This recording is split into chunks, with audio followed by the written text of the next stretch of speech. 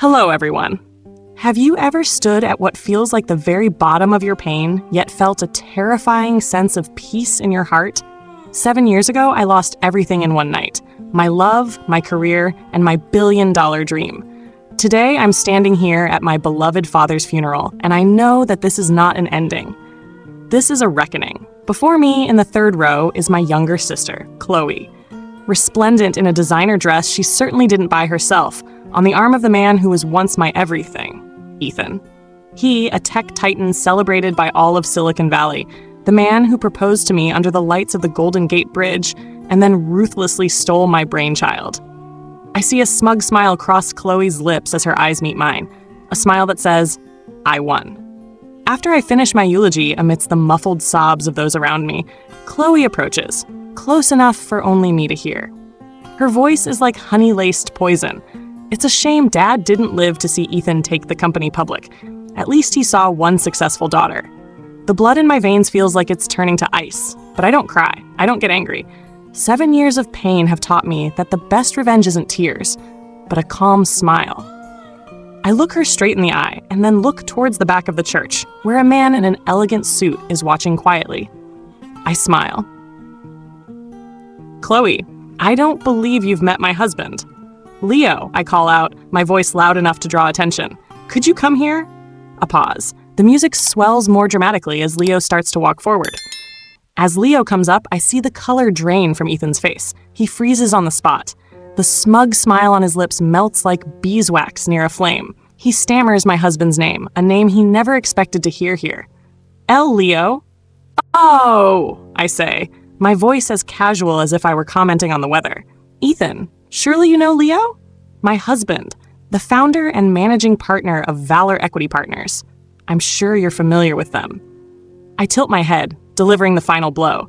"They just finalized the acquisition of your debt-ridden company at 9 a.m. this morning. Perhaps you should check your email." That moment, the moment I watched his entire world collapse before his very eyes, is the beginning of this story. This isn't just a tale of revenge. This is my 7-year journey, from a betrayed and destroyed software engineer who had to flee her city with nothing, to the day I stand here with a true love and a strength I never knew I possessed. In today's video, I'm going to tell you the whole story. About how my billion-dollar dream was stolen, about how I hit rock bottom, and most importantly, about how I found the man who helped me rebuild an empire, even more brilliant than my dreams. So fasten your seatbelts, because we're about to begin a roller coaster of emotions, of betrayal, and of the sweetest revenge. To understand the weight of that moment, of the collapse that happened in just a few short seconds at the funeral, we have to turn back the clock 7 years.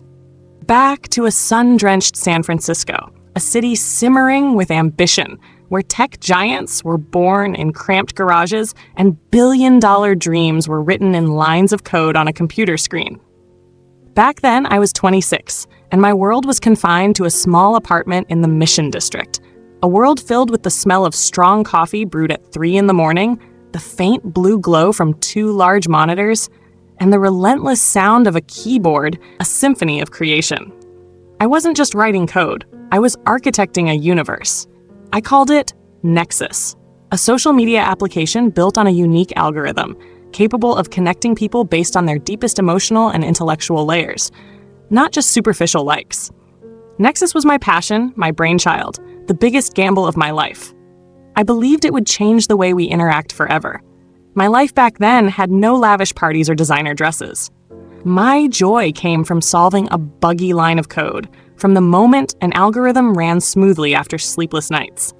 All of my savings from my previous software engineering job were poured into this project, with a portion set aside to care for my father. My dad, a retired history professor, was struggling with a heart condition.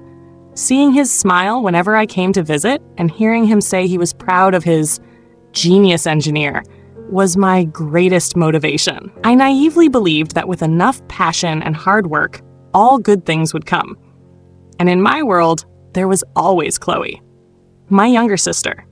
If I was someone who sought satisfaction from within, from quiet works of creation, Chloe was someone who craved validation from the outside. Her world was perfect: Instagram filters, glamorous yacht parties on the San Francisco Bay, and relationships measured by influence and follower counts. She was beautiful, charismatic, and she knew how to use it as a weapon. From childhood, we were two opposite worlds.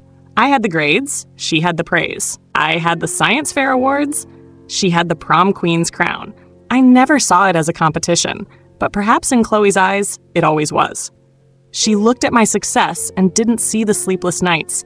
She only saw luck, something God-given that she believed she deserved more. Chloe's greatest burden, perhaps, was being my little sister. Like a planet forced to orbit a sun, she could only reflect a light she could never create herself. That resentment smoldered inside her, just waiting for a breeze to erupt into a living hell.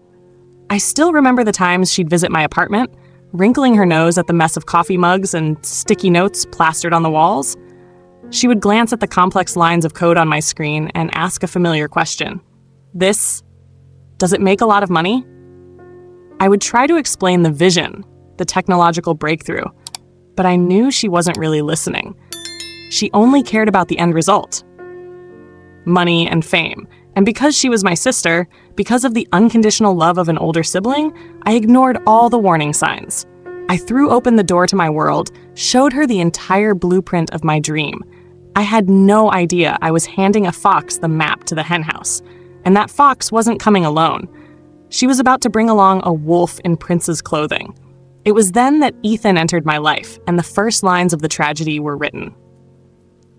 I met Ethan at Innovate West, a premier tech conference held at the Moscone Center. I wasn't there to seek attention, but to attend an in-depth panel on artificial intelligence. He, on the other hand, was the star of the event, the keynote speaker, the young CEO of Momentum Dynamics, a company rising as fast as a kite in the wind. I had heard his name before, read about him in tech magazines. Ethan was known as the Prince of Silicon Valley, a man with $1 million smile, razor-sharp eyes, and a confidence that radiated from his every move. He approached me first, after I asked a rather technical question to the panel. He didn't comment on my appearance, didn't use any cliché pickup lines. He talked about my question. He talked about the algorithmic structure I had mentioned. For the first time, I met a man who didn't just look at me, but truly saw me, saw my mind, saw the passion behind the simple exterior of a female engineer. He spoke my language, the language of code and data structures.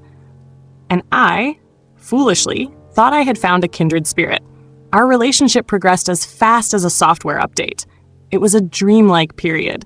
Dinners at Michelin-starred restaurants in San Francisco, weekend trips to Napa Valley for wine tasting, invitations to the most exclusive product launch parties. For the first time in my life, I felt like the main character in a romance movie. Ethan was generous, attentive, and always made me feel like I was the most special woman in the world. But his manipulation was far more sophisticated. He quickly positioned himself as the #1 mentor, the most ardent fan of Nexus. He spent hours in my small apartment, listening to me passionately present every feature, every algorithm.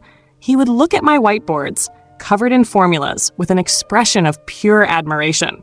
He said I was a genius and that the world needed to know about my product. He offered to help me build a business plan, connect me with important figures, and turn Nexus from a passion project into a billion-dollar company. I, blinded by love and trust, shared everything with him. The password to the source code repository, the market research documents, the 5-year product development roadmap. I showed him my soul, written in numbers and characters.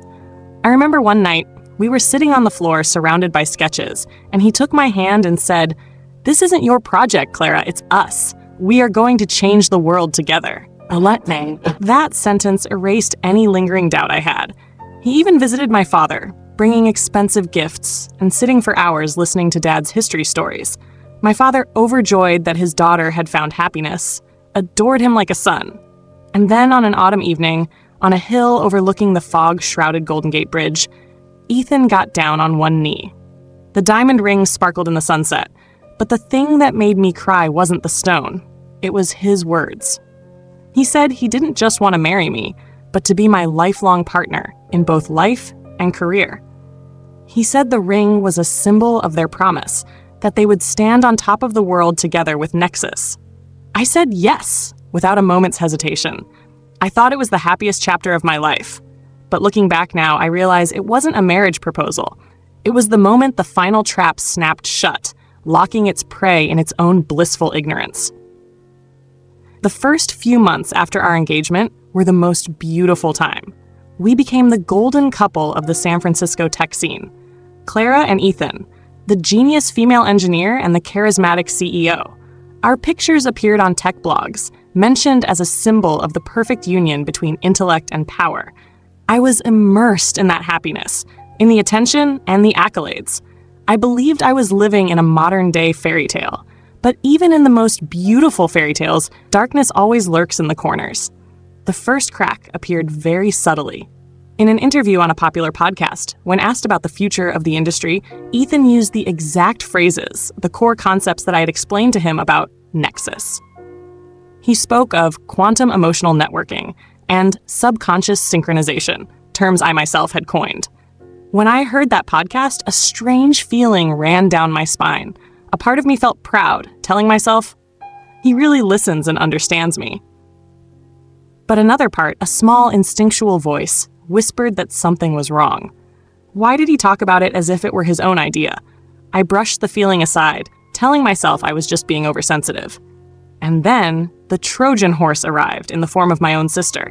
Chloe, after months of being indifferent to my work, suddenly announced she had been inspired by my and Ethan's story. She said she wanted to change, to learn about the tech world, to become a person with more depth. My heart soared with joy.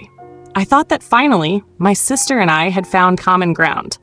When Ethan, in a gesture of extreme generosity, offered Chloe an internship at his company, Momentum Dynamics, to help her learn and so you sisters can spend more time together, I was moved to tears. I thanked him profusely, having no idea that I had just personally escorted the enemy into my own headquarters. From then on, things began to change more quickly. Ethan became unusually busy. He spoke of a top-secret project that was consuming all his time, a project that would redefine the future of Momentum Dynamics. The evenings we spent working on Nexus together grew infrequent, replaced by hurried phone calls and curt text messages. An invisible wall began to rise between us. My suspicion became clearer one weekend evening, during dinner at my father's house. I happened to glance at Chloe's laptop screen while she was working, and my heart stopped for a second. On that screen was a piece of code. A piece of code I could recognize in my sleep, because I had written it myself, had optimized it hundreds of times. It was part of the core algorithm in Nexus. When I asked about it, my voice trying to sound calm, Chloe jumped and slammed the laptop shut. She gave a forced laugh and said, "Oh, it's just a little exercise Ethan gave me to get familiar with things. It's so hard." Her explanation sounded plausible, but the panic in her eyes told a different story. The final warning and the most fatal blow came from Ethan's own mouth. When I suggested we should proceed with filing patents for the Nexus algorithms, he stopped me. He hugged me, looking at me with that deceptively sincere gaze, and said, "Let's wait, my love. Let's wait until we've formed our joint company. It'll be much better for tax purposes and intellectual property security if we register everything under the corporate entity. I'm doing this to best protect our brainchild." I, with my lack of legal experience and my absolute trust in him, agreed. He stripped me of my only legal weapon with a sweet lie. The following nights, I couldn't sleep. On one side was the man I loved, the man I was about to marry. On the other was my own sister. And in the middle was a mess of strange coincidences, perfect lies, and a growing sense of unease, like a tumor in my chest. I tried to turn a blind eye, reassuring myself that I was just being paranoid from pre-wedding pressure. But the truth, like a cracked dam, cannot be held back forever. And I had no idea that the flood was about to drown my entire world in front of thousands of people. That flood arrived on a Tuesday at the Momentum Dynamics annual showcase, the biggest yearly event for Ethan's company. He had told me this would be our big night. He gave me an expensive evening gown and a VIP ticket for the front row. He said he wanted me there, right in the front, to witness the moment he announced the glorious future we would build together. I went there, my heart beating with 1 part hope and 3 parts anxiety. I told myself that tonight, all my suspicions would be dispelled, that he would do something to prove his love and respect for me and for Nexus. Oh, how naive I was! The convention center auditorium was packed. The media, investors, top engineers, all of them were there, holding their breath in anticipation. The stage lights were dim, the giant screen behind them glowing with the Momentum Dynamics logo. And then, Ethan walked out. He was like a god on stage, charismatic and powerful. He spoke of innovation, of breaking boundaries, of a coming technological revolution. He was a master showman, and the entire room was mesmerized by his every word. He presented the company's achievements over the past year, the products that had succeeded. And then he paused, smiled mysteriously, and said, "But that's not all. Tonight, we are going to show you the future. We have one more thing." The room fell silent. The screen behind him went black, then lit up again with a colorful promotional video. The soundtrack swelled, epic and inspiring. From the very first second, I was frozen. On the screen was the user interface I had spent months designing. The icons I had drawn pixel by pixel. The menu structure I had debated with myself hundreds of times to get the user experience just right. It was Nexus. But it wasn't called Nexus. On the screen, another name appeared, glittering and proud, Elysian. No, it couldn't be. This had to be a terrible mistake. My heart began to pound, so hard I could hear it in my chest. Blood rushed to my head, my ears were ringing. The video continued, showcasing the core features: the matchmaking algorithm based on psychological analysis, the ability to suggest content based on latent emotions. It was all mine. Every line, every idea. The air was sucked out of my lungs. The world around me blurred, leaving only the cruel light from the giant screen shining in my face, exposing my brainchild in a stranger's form. The video ended. The room exploded in thunderous applause. People rose to their feet. Journalists typed frantically. I sat there, motionless, a stone in a raging river. Ethan raised his hands, basking in the adoration. When the applause subsided, he took the microphone and said, his voice full of emotion, "And to get the foundational idea for Elysian, an application we believe will redefine human connection, I want to thank a very talented partner. For one insane moment, a spark of hope ignited in me. Could it be, was he about to say my name? My fiancé, Clara, he said, and smiled in my direction. But then he continued, introduced me to her sister, Chloe. My entire world shattered. Chloe, with an artist's soul and a unique perspective on human connection, worked with me to build the first bricks of this idea. Please welcome her to the stage, Chloe." And then, from the wings, my sister emerged, in a white dress so pure she looked like an angel. She smiled, waved to the crowd, and walked to stand beside Ethan. He put his arm around her waist. They raised their hands together to even greater applause. Camera flashes went off incessantly. They were the new golden couple. They were the innovators. They were the future. And I sat there, in the front row, in the shadows right at the foot of the stage. Invisible. Forgotten. My heart wasn't just broken. It had been crushed into a million useless pieces of source code. Right there, in front of thousands of people, I lost everything. I don't know how I managed to stand up. Around me, the applause still echoed, but to me, it sounded like a mocking, endless jeer. Everyone was on their feet, their faces ecstatic, their eyes glued to the stage where the two people who had destroyed me were smiling and waving. I felt the air in my lungs thicken, making it impossible to breathe. I had to get out of there. Moving through the crowd was like wading through a river of mud. Every step was heavy. Strangers' faces passed by me. They were laughing, talking about Elysian, about the miracle they had just witnessed. They didn't know they were cheering for a lie, that they were walking past a soul that had just been murdered on the spot. I didn't look at anyone. I just stared at the floor, trying to make my way to the exit, toward the small bit of air I desperately needed. But I didn't go outside. Some invisible force guided me toward the wings, to the backstage area for staff and performers, to where I knew they would be. I needed to hear it. I needed to understand. No matter how cruel the truth was, I needed it to be said from their own mouths. I found them in a small waiting room, accepting congratulations from a few board members. Chloe was beaming, a glass of champagne in her hand. Ethan looked like a conquering king. When they saw me, the smiles vanished. Ethan gestured for the others to leave, and then there were just the three of us. The room suddenly fell into a suffocating silence. Finally, I managed to speak, my voice hoarse and alien, as if it weren't my own. Why?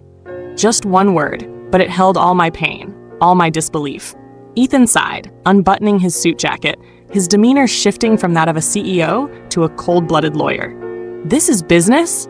Clara, you have to be realistic. Your idea was brilliant, a true raw gem. But it needed a launchpad, a marketing strategy, and ecosystem to grow. We didn't steal it, we elevated it. We gave it a chance to shine, a chance you could never have achieved alone. The cold blade of his logic plunged deep into my heart. He spoke of my dream as if it were just a commodity, an asset to be optimized. I turned to Chloe, the sister I had loved, hoping to find even a flicker of remorse in her eyes. And you, Chloe? Why? Chloe set her champagne flute on the table. She looked straight at me, without a trace of fear, only years of accumulated defiance and resentment. Why? Because I'm tired. I'm tired of always standing in your shadow. Clara the genius, Clara the smart one. You always had everything so easily without even trying. This time, it's my turn. I deserve this. Ethan saw the potential in me, something you never did. In that instant, I understood everything. The facade had crumbled. Before me stood not the man I loved or the sister I once knew. They were two strangers, two accomplices connected by ambition and cruelty. Ethan stepped closer, his voice dropping to a threatening tone. I hope you're smart enough not to make a scene about this, Clara. You have no proof. But I have a team of lawyers who can bury you in defamation lawsuits. Don't test me. My trembling hand rose, pulling the engagement ring from my finger. The diamond I had once admired with so much hope now seemed cold and soulless. I looked Ethan straight in the eye and let it go. The ring hit the floor with a sharp, dry clack in the silent room. It was the sound of a broken promise, the sound of a life ending. I turned and walked away without another word. I left them there with their filthy victory. I walked out of the building through the glittering streets of San Francisco. The city of dreams now felt like nothing more than a graveyard to me. My dream had been buried right there, and I knew I had to run. Run from this city, from these people, and from the shadow of the person I once was. The following days passed like a recurring nightmare. I didn't leave my apartment, a place that was once a sanctuary of creativity, but had now become a tomb. The giant whiteboard that took up an entire wall, where I had once mapped out the entire architecture of Nexus, now mocked me like a giant tombstone, taunting me with my own ideas. I stood before it for hours, before grabbing an eraser and, with a cruel determination, I wiped it all away. Every formula, every diagram, every note, all vanished in smeared streaks of ink, just like my future. My phone rang constantly. Friends, former colleagues, and my father. I didn't answer a single call. What could I tell them? That the man I had praised endlessly, the man I was about to marry, had conspired with my own sister to destroy me? The shame and humiliation were more painful than the betrayal itself. So I chose silence. I lived in a cocoon of muteness and pain, with only 4 walls for company. The outside world was not as silent as I was. News about Elysian was everywhere. It was hailed as a revolution. Major tech publications ran photos of Ethan and Chloe, calling them the new power couple of Silicon Valley. I saw my sister smile in articles, giving interviews about her inspiration. Every image, every article, was like 1,000 needles stabbing into my bleeding wound. Finally, I mustered the courage to call my father back. I had to, before he worried himself sick. I heard the relief in his voice when I answered. He asked about the product launch, about Ethan, and I lied. I said everything was wonderful, that I was just a little tired from being so busy. I heard the words come out of my mouth and felt disgusted with myself. The lie was a heavy burden, but I couldn't let my father, with his already weak heart, endure this shock. The call ended, and I felt more alone than ever. Just when I thought I couldn't sink any lower, the final blow arrived. It wasn't a call or a text. It was an email, sent from a prestigious law firm representing Momentum Dynamics. Its language was cold, impersonal, and cruel. The email informed me that, per my verbal agreement with CEO Ethan, I was required to hand over all documents, notes, and code segments related to the initial ideation phase of the Elysian project. They had framed my entire passion, my entire life's work, in 2 words: initial ideation. They didn't just steal my dream, they were trying to erase my existence from its history. That email was the last straw. The paralysis of my pain suddenly vanished, replaced by a single feeling, the urge to run. I couldn't stay here. I couldn't stay in San Francisco, where every street corner held a memory, where I could run into them at any moment. I couldn't fight Ethan's army of lawyers. I had already lost. That night, I opened my laptop. I searched for up-and-coming tech cities in the US. Austin, Texas. A name appeared. I had once seen a documentary about it, about its vibrant music scene, its laid-back atmosphere, less competitive than Silicon Valley. A warm place, a strange place, a place where no one knew who I was. Without a second thought, I booked a one-way plane ticket. In the hours that followed, I acted like a machine. I posted all my furniture for sale online at ridiculously low prices. I packed what was left into 2 boxes and sent them to a storage unit. I kept only a single suitcase containing a few changes of clothes and my old laptop. As dawn broke over the San Francisco Bay, my apartment was empty. It was back to the exact state it was in when I first moved in, empty and soulless. The only difference was, this time, the person living in it was just as empty and soulless. I had no plan, no goal, no glimmer of hope. I only knew one thing. I had to leave, and that was the first step in my own self-imposed exile. The flight from San Francisco to Austin was just over 3 hours, but for me, it felt like a migration across centuries. I sat in the window seat, watching the city where I had invested all of my youth and ambition slowly shrink below. The Golden Gate Bridge appeared and disappeared in the fog. The San Francisco Bay glittered under the sun, and the skyscrapers where I had once dreamed of building my own empire now looked like harmless little toothpicks. As the plane broke through the clouds, completely obscuring the ground, I felt a final, invisible cord snap. I didn't cry. I didn't feel anything. Just a vast emptiness, a terrifying void inside my chest that was worse than pain. When the plane landed, the first gust of air that hit my face wasn't the familiar cool sea breeze, but the hot, dry air of Texas. It was a physical shock, a clear reminder that I was somewhere else entirely. Everything was different. The accents, the cowboy hats, the overwhelming sense of open space. I had rented a small studio apartment in a nondescript old apartment complex in South Austin. It had nothing in it but 4 pale beige walls and a bed. But for me, at that moment, anonymity was a blessing. Here, no one knew Clara, the genius engineer. No one knew about Nexus, Elysian, Ethan, or Chloe. I was just another strange face in the city. But anonymity doesn't pay the bills. My meager savings dwindled quickly. The nightmare of betrayal was gradually replaced by a more practical fear. How to survive. I, who was once pursued by top tech companies, now had to look for a job like anyone else. I didn't apply to any tech companies. The thought of sitting in front of a screen and writing code again made me nauseous.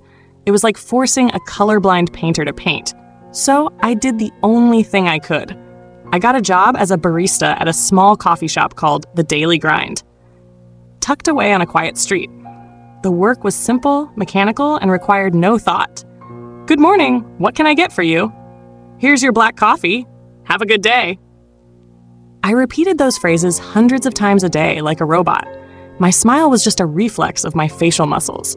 I kept my distance from everyone, polite but cold. My coworkers probably thought I was odd, but they didn't ask many questions. I became a part of the shop's space, a shadow moving quietly behind the bar.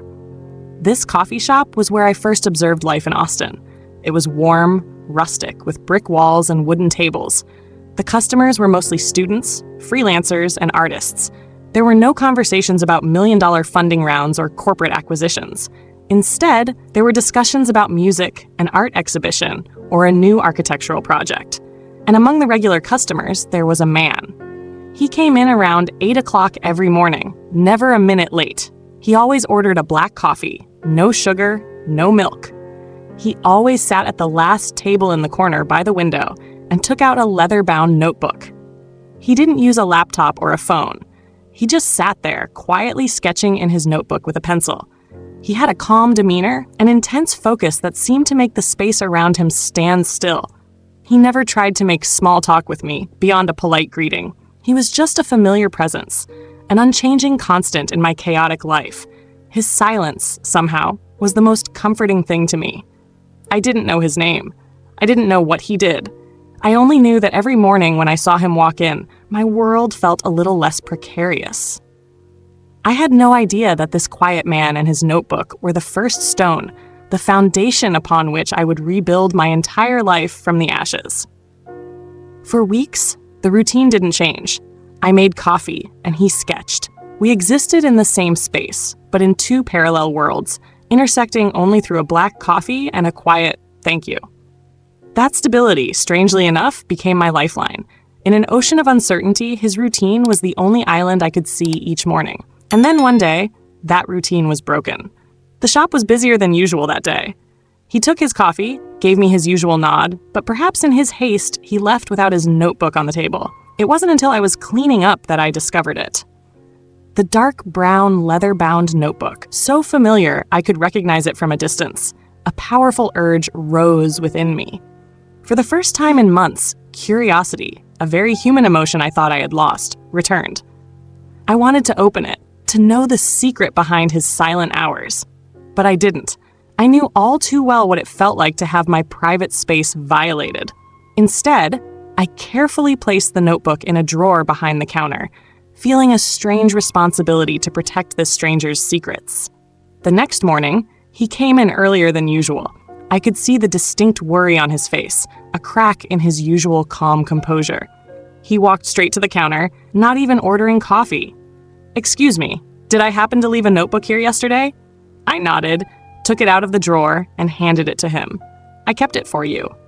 He took the notebook back, and I could see his entire body relax as if a huge weight had been lifted. He let out a sigh of relief. "Thank you. Thank you so much. I really don't know what I would have done if I'd lost it." He looked at me, and for the first time our eyes truly met, no longer as a barista and a customer. "I see you sketch in it every day."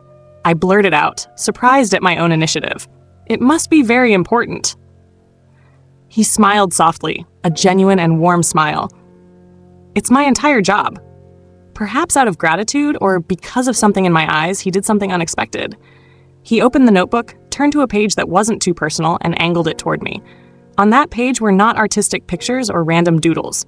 They were blueprints, precise lines, detailed numbers, cross-sections of a building with a complex structure, spiral staircases, windows calculated to catch the light perfectly. They were the drawings of an architect, and suddenly, something inside me reawakened. I, a person who built worlds with the language of code, immediately recognized his language. "It's like writing code," I said, my voice full of surprise. "Everything has to have order, logic, a solid foundation. One wrong detail can make the whole system collapse." His eyes lit up. He nodded eagerly. "Exactly. That's exactly it. People only see the beauty on the outside, but they don't see the architecture within, the thing that actually holds it all together." For the first time in months, I had a real conversation. A conversation that went beyond social pleasantries. We didn't talk about the weather or make small talk. We talked about foundations, about structure, about the beauty of well-built systems. His name was Leo, and I, for the first time since arriving in Austin, said my real name. Clara. From that day on, our routine changed. He still came in at 8, still ordered a black coffee, but now he would linger at the counter for a few minutes to talk to me. He would tell me about the challenges of designing a new footbridge, or about a new material he was researching. And I, though still cautious, began to share a little about the logic of software systems, without, of course, ever mentioning my past. Leo never asked about my past. He never asked why someone who could speak so profoundly about system architecture was working in a coffee shop. He simply accepted me as I was in the present, with patience and respect. His silence was no longer the silence of a stranger, but had become the silence of a friend, a safe space where I could, little by little, allow myself to heal. Our friendship blossomed over those brief morning coffee conversations. Months passed. The Austin winter wasn't too cold, but it was enough for me to feel the warmth of the coffee shop, of the talks about design, and of Leo's quiet presence. He had become a familiar part of my life, a bright spot in my repetitive days. I had started to get used to smiling naturally when I saw him, a smile that didn't have to be forced. Then one day, he broke the routine. After taking his coffee, he didn't turn to leave right away. He hesitated for a moment, then asked, "Clara, there's an exhibit at the Art Museum this weekend on the future of architecture. I thought you might like it. Would you like to go with me?" My heart skipped a beat. An invitation. A simple, no-pressure invitation. But it broke through the safe wall I had carefully built around myself.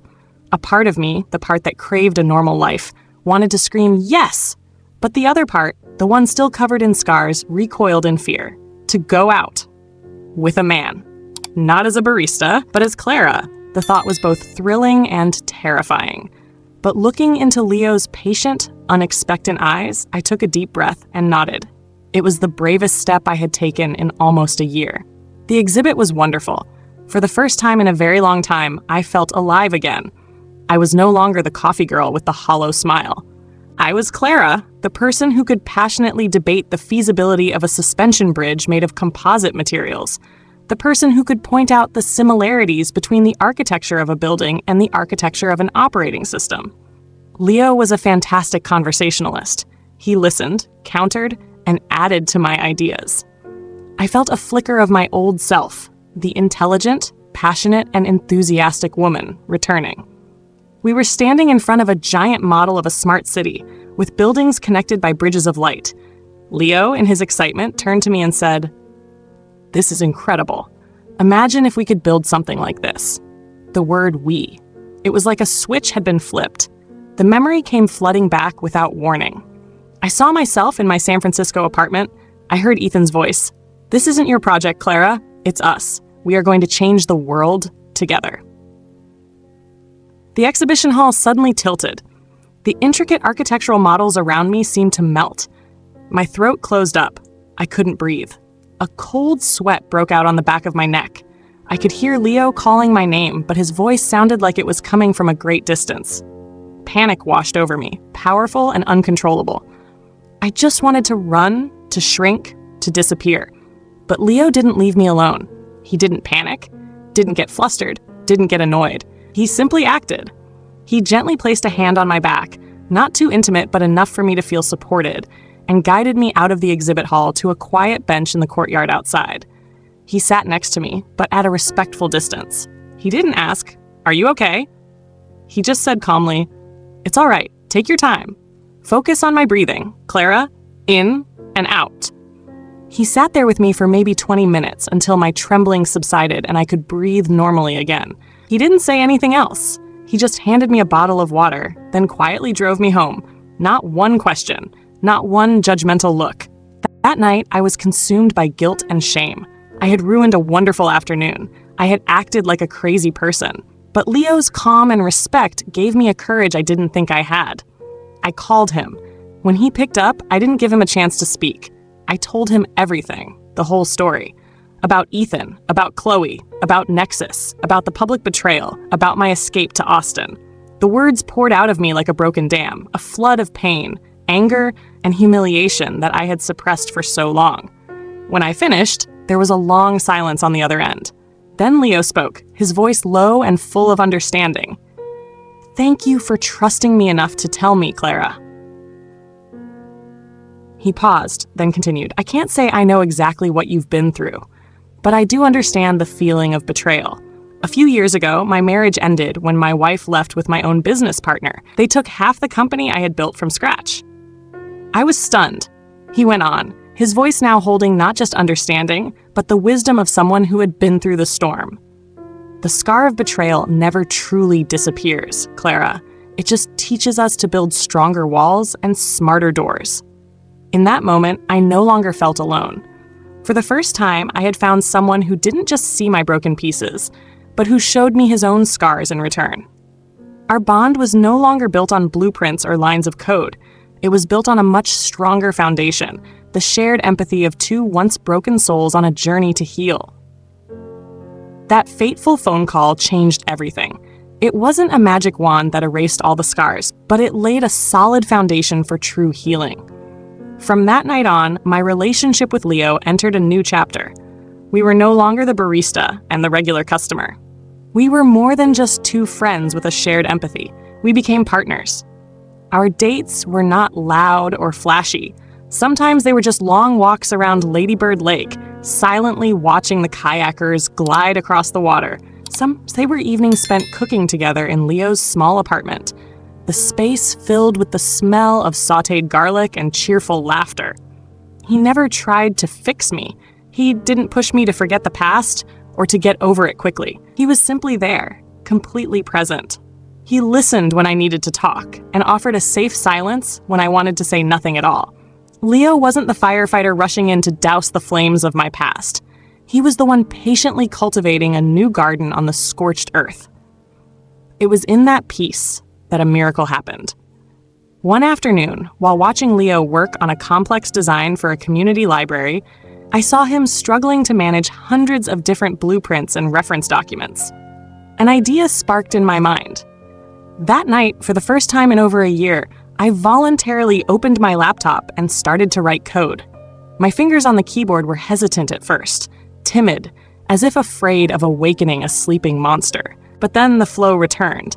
The logic, the structure, the wonderful feeling of building something from nothing. It was like a long dormant instinct, now slowly reawakening. I wasn't building a billion-dollar social network. I was just building a small tool, a simple application to help Leo visually organize his architectural projects. I did it not for money, not for fame.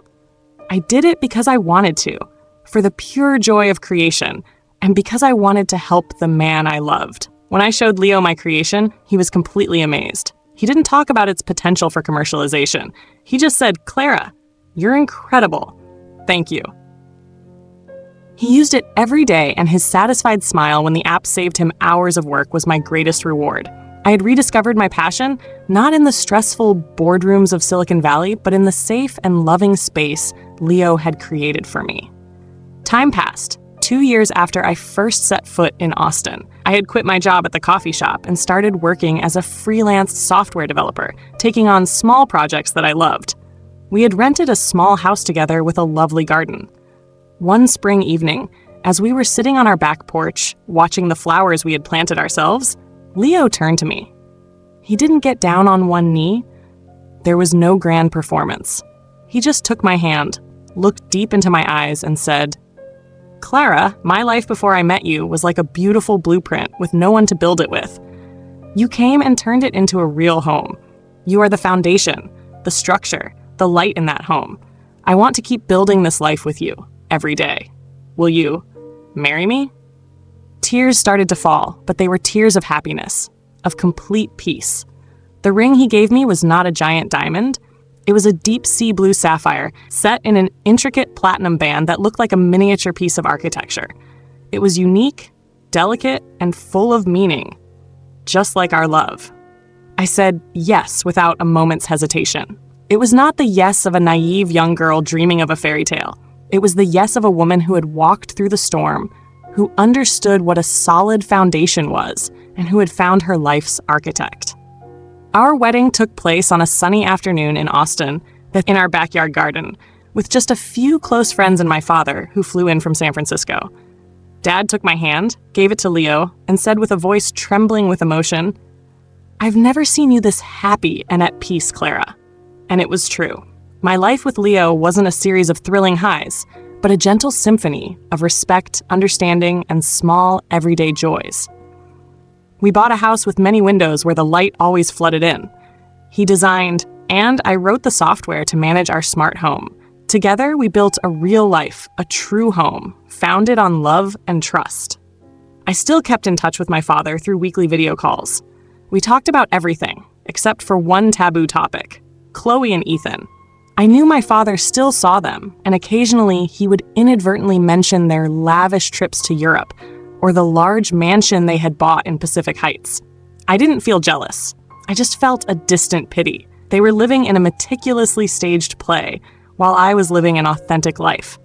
Everything continued on peacefully until one evening at a charity fundraiser in Austin. Leo was one of the main sponsors, and we were talking with a group of other investors. One man, after learning I had once worked in Silicon Valley, happened to mention the name I hadn't heard in years. "The market there is so volatile these days," he said. "Even once promising companies like Ethan Reynolds' Momentum Dynamics are struggling. Drowning in debt, no new product breakthroughs. I hear Valor Equity Partners is considering a buyout for pennies on the dollar. Valor. The name hit me like a thunderbolt. That was the name of the investment fund Leo had co-founded. I turned to look at Leo, trying to keep my face from showing my shock.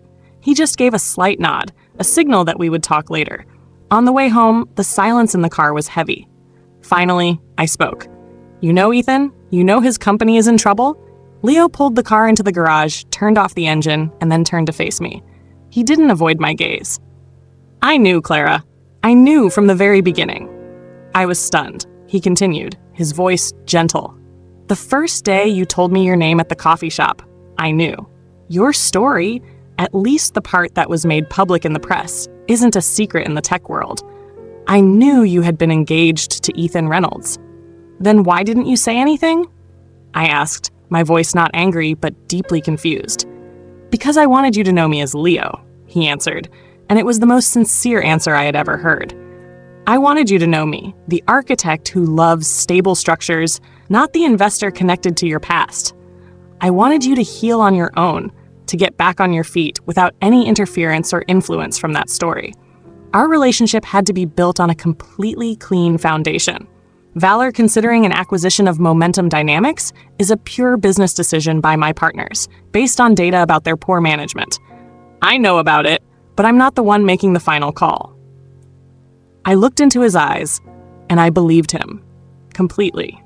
After everything we had been through, I knew the man Leo was. I didn't feel deceived. I just felt the irony of fate, a strange circle the universe was drawing. Just as we were sitting in the silence of the car, processing this incredible information, my phone rang. The screen displayed the number for San Francisco General Hospital. My heart clenched. An icy sense of foreboding ran down my spine. I answered, my hand trembling. The voice on the other end was professional and unfamiliar. Excuse me. Are you Clara Foster, daughter of Mr. David Chen? Your father, he's had a massive heart attack. We're doing everything we can. You should get here immediately. The bubble of peace I had spent 5 years painstakingly building shattered in an instant. The past I had run away from was now calling me back, not as a memory, but as a harsh family tragedy. The flight back to San Francisco was no longer an option.